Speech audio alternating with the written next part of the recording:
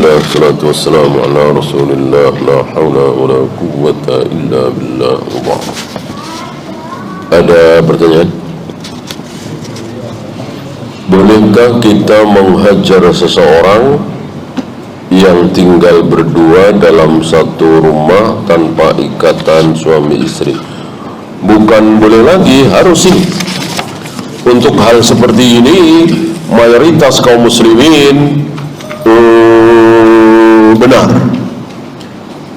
pasti tidak menyukai.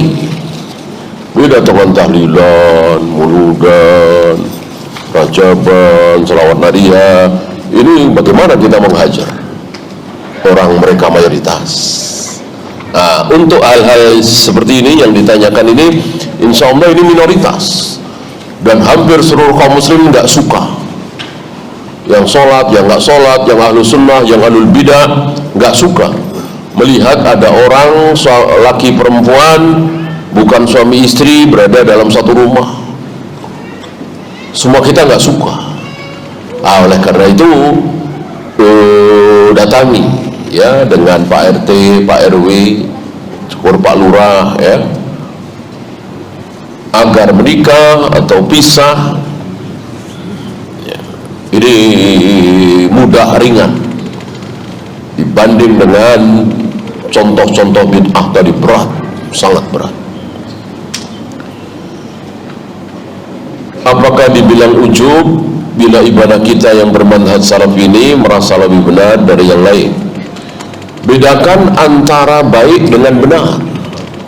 Kalau benar itu sebuah keyakinan. Ketika kita meyakini sebuah keyakinan yang benar, tentu otomatis kita menyalahkan keyakinan yang lain. Otomatis itu ya. Yang kita bahas tadi adalah kebaikan dan keburukan, seperti berzina, minum khamar, berjudi, tidak sholat. Ini semua orang tahu bahwa itu buruk ya. Maka kita yang belajar sunnah yakin bahwa bid'ah itu sesat. Ini tidak ujub. Meyakini sebuah kebenaran itu bukan ujub.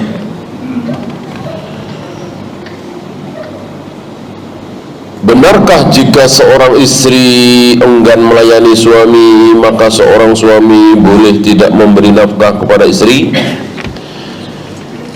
Tidak tepat ya. Istri yang tidak mau melayani suami namanya apa? Istilahnya apa? Nusyuz. Wallati takhafuna nusuzahunna. Wanita yang kalian khawatirkan berbuat nusyuz. Apa terusannya? Fawa'idhuhunna. Maka nasihati, nggak mempan. Wahjuruhun, pisah tidur. Nggak mempan juga, pukul. Tiga itu nggak ada. Jangan kasih nafkah, nggak ada ya. Maka jika istri tidak mau melayani, istri tidak mau pindah ke rumah suami, mentang-mentang rumah suami jelek, rumah orang tuanya bagus, ini termasuk khusus. Maka lakukan tiga hal tadi ya. Nasihat, bisa tidur, pukul. Tidak diberi nafkah. Kalau misalnya si istri yang mencari nafkah, si suaminya misalnya nganggur gitu tuh, apa ada hal ini si istri boleh tidak melayani suami? Nggak ada juga seperti itu ya. Selagi menjadi suami istri, maka istri wajib taat kepada suami. Kalau suami ingin dilayani, dibikinkan kopi dan seterusnya, ya istri wajib taat. Walaupun suami dalam keadaan nganggur ya, sudah hampir 3 bulan nggak bisa ngasih nafkah. Kalau mau ya cerai, kalau mau ya, kalau mau. Kan salah satu yang membolehkan alasan, kan ada 4 alasan ya. Salah satunya adalah si istri tidak diberi nafkah, boleh mengajukan talak atau khulu ya. Dia tidak mengajukan,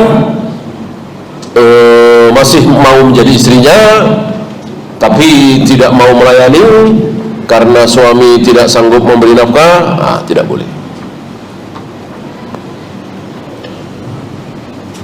Pohon mangga tetangga yang buahnya masuk halaman rumah kita, apakah tetap milik tetangga atau milik kita? Yang jelas dia tidak berarti. Jadi begini, ketika kita punya tanah 10 kali 10 misalnya ya, 100 meter, maka kita berhak terhadap tanah itu ke bawah, mau 10 meter, 20 meter, 1000 meter, dan ke atas. Maka di atas tanah kita yang 10 kali 10 ini tidak boleh ada apa-apa di luar milik kita, termasuk mangga tadi ya.